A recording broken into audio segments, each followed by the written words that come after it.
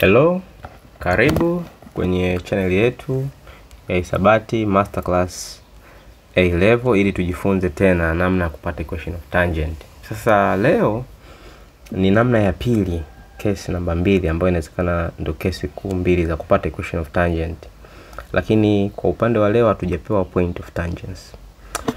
Yaani kama nikichora cycle na ukisoma hapa nasema find the equation of the tangents, tena iko zaidi ya moja, from the origin to the circle whose equation is that one. Kwa hiyo tumepewa equation ya circle hii hapa, lakini bahati mbaya leo bwana hatujapewa equation of the point of tangents. Kwa kama hii ndio origin o 0,0, maana kuna tangents mbili. Ya kwanza inawezekana ikapita juu, ya pili inawezekana ikapita kwa upande wa chini. Kwa these are tangent lines. Sasa nini tunakifanya kama hujapewa point of tangent?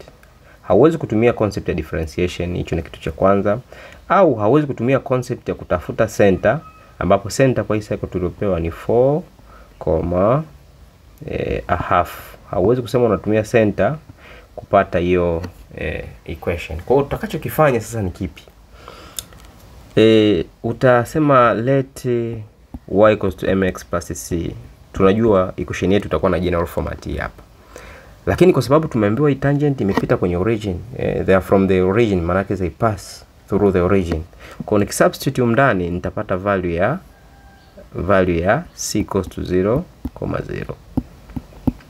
Kwa kumbe tangents zetu c ni 0. Tukisubstitute tunapata 0. Ukiweka 0 utapata c equals to 0. Na equation yetu inapungua, inakuja kusema y equals to mx peke yake.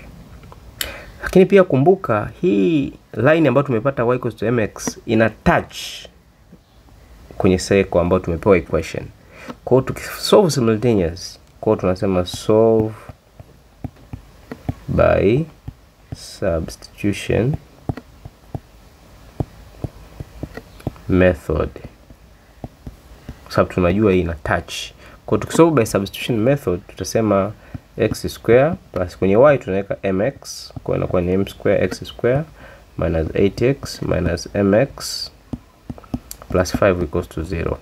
Na tukiamua kuandika vizuri tutapata m square plus 1, hapa panakuwa na x square minus itakuwa ni 80 plus mx plus 5 equals to 0. Then tunarudi sasa, hii ni quadratic equation. Tunajua kama una quadratic equation yoyote, ili uwe na tangent point, manake point ambayo ni moja tu, ni curve na intersection with a line, hii au tunaita common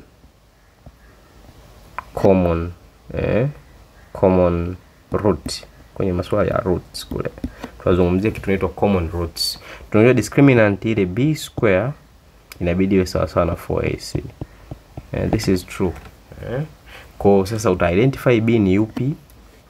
Tunaona hapo ni -8 plus m, tuna square na 4, a tunaona ni 1 plus m, c tunaona ni 5. Ukisha simplify hapa, square ukasimplify, utaishia na equation 9m square minus 16m minus 44 equals to 0. Na ukisema usolve kwa kutumia calculator utapata m equals to 2 na value nyingine 22/19.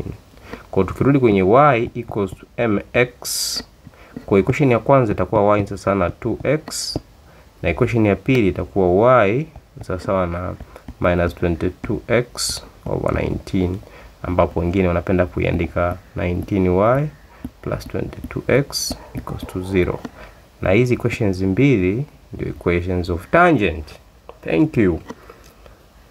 Karibuni, muendelee kulike, kucomment, kushare kwa ajili ya kuendelea kujifunza, na usisahau kusubscribe ili uendelee kupata video zetu za mafunzo. Kwa majina naitwa Mwalimu Augustine Kamima. Asante sana.